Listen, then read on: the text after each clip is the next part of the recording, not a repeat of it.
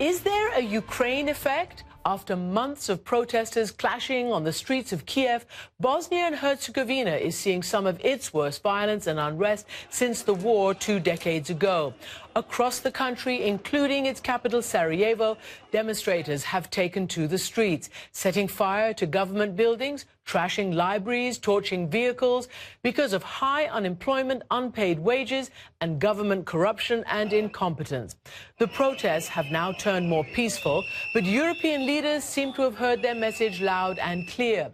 The British Foreign Secretary William Hague tweeted, "It's a wake-up call to us all, and we need a new European effort to help Bosnia towards the EU and NATO." So far, the EU has failed to smooth that way, and with unemployment conservatively estimated at 40% in Bosnia, the people there have yet to reap a peace dividend since the 1995 Dayton Accords that ended the war. They split Bosnia in two and created a cumbersome and dysfunctional political system of multi-layered and competing governments and bureaucracies. Few people know better what ails Bosnia and how to fix it than Lord Paddy Ashdown, who's the former High Representative and Europe's Special Envoy to Bosnia after the war. As the war had raged across the heart of Europe in the 1990s, Ashdown led the call for decisive action to end it. And he tells me that Europe needs to move swiftly and decisively right now to put Bosnia back on track before this latest unrest unravels into an uncontrollable storm. Paddy Ashdown, welcome to the programme. I first went to Bosnia on one of the most terrible trips looking at the prison camps with you 20 years ago. So much has happened since then. The worst unrest since the war. What is this saying to you, and are you surprised? Christian, the story of Bosnia and Herzegovina, as you know, since the days we were there, is one of two halves. The first 10 years after the war, Bosnia and Herzegovina made greater, faster progress than any other country post-conflict in the world. That's a remarkable statistic, and not many people understand that. I mean, 1 million people went back home, 1 million for the first time ever. Refugees returned to their home. We created a single army, a single intelligence service, a single taxation, and it was going extremely well. And then the European Union, I have to blame the European Union, I'm afraid, decided that the days of total ownership were over. They would withdraw the leverage that they had to push things forward. The truth is that since 2006, all of those huge advantages made, not, let me say, Christian, by the international community, but by very brave Bosnian politicians, have been allowed to unravel. Well, now, what it seems is people who weren't even born during the war years, young people, are really upset. They have no economy, they have no jobs. It is a terrible situation. They're very frustrated by their present-day politicians who they accuse of corruption and total ineffectiveness. There's the good news and the bad news. Maybe, and at last, the citizens of Bosnia and Herzegovina are turning against a political clique who have governed the country, been allowed to govern the country, I must say, made it dysfunctional, deep in corruption.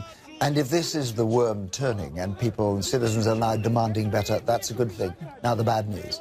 You know better than me that the situation in Bosnia and Herzegovina is highly fragile, that it could shift into something ethnic. This is a very dangerous moment, potentially, not from what's happened, but from what could happen. Two facts are about to happen. The first is a census. That's never been done before. That will show Bosnia divided, I fear, ethnically, and may encourage secessionism. And the second is the elections later in the year. So the potential from a situation which at the moment is citizens complaining about poverty and lack of movement and dysfunctionality of the state and corruption amongst politicians could move to something far worse. Well, fighting you're talking about? Look, my own major unrest. No, look, I don't believe that a return to conflict is likely in Bosnia and Herzegovina, but because of the dysfunctionality of the state, and I blame the European Union in large measure for allowing that to happen, I mean, they have more instruments to continue Bosnia's journey towards a functional state capable of joining the European Union, and they've failed to use them. So Bosnia has sunk back into dysfunctionality. In the meantime, the Foreign Minister of Great Britain, William Hague, has said this week, in the face of these protests, this is a wake-up call. We've got to try and put Bosnia's accession to the EU and NATO on a fast track. Is that even likely? We have to make Bosnia a functional state. The Foreign Secretary and I wrote a warning that this would happen 4 years ago, before the election. He has done his best to make this happen.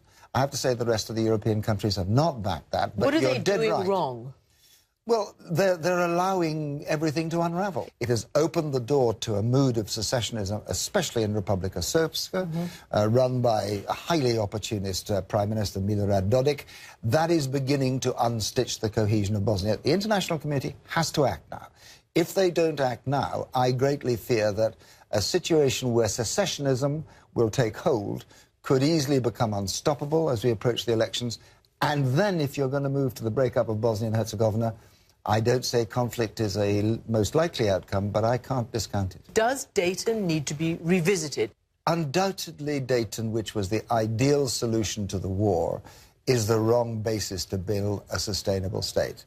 And it's exactly that the European Union must now push for. They go beyond Dayton to build a functional state, which can serve its citizens. And at present, that isn't the case. And I cannot let you go without asking you about our own country, right here, Great Britain. Your area where you live, the area you represented is underwater. You're going back there now. Exactly. You're the leader of the Liberal Democrats. Your party is in governing coalition right now, and the government is under serious criticism for its handling of this crisis. This is an act of God. It's an act of God that has gone beyond the scale anybody could have imagined. What should happen? I mean, it's the worst it's ever been. Yes, so politicians take on God. Usually God wins, Christian. That's the truth of it. Now, I'm not saying... Could they have deployed more rapidly? Could they have taken it slightly more seriously? We should look at that, I think, in the aftermath of this. I don't think it's worth wasting one moment to decide now where the blame lies. Clearly, it hasn't been done as well as it could have been. We need to concentrate on one thing. It's what the government is doing. By the way, I think the opposition's doing it as well. It's getting together and acting to be able to help these people in the terrible position they find themselves in. Much more important, we concentrate on the action today and look at who's at fault when this thing's passed. And what about preventative next time? Does the government have to worry about climate change and real policies to prevent this kind of thing? I certainly hope that it means the end of the climate change deniers, which are a very powerful force still in the Tory party. I hope we won't hear any more of that. And the answer is yes, and it opens some very big questions. Do you sacrifice farmland to protect towns? I mean, these are fundamental questions. So, 3 things. First of all, we're dealing with an act of God of proportions no one could have imagined. Secondly, the immediate thing is to give some relief to those who are suffering so terribly under these circumstances. Thirdly, we need to decide how we got here later on. And alongside that, we need to think about what the long-term policies are, facing what is, as you rightly say, a global consequence of global warming. Lord Paddy Ashdown, thank you very much for joining me. Nice to be with you.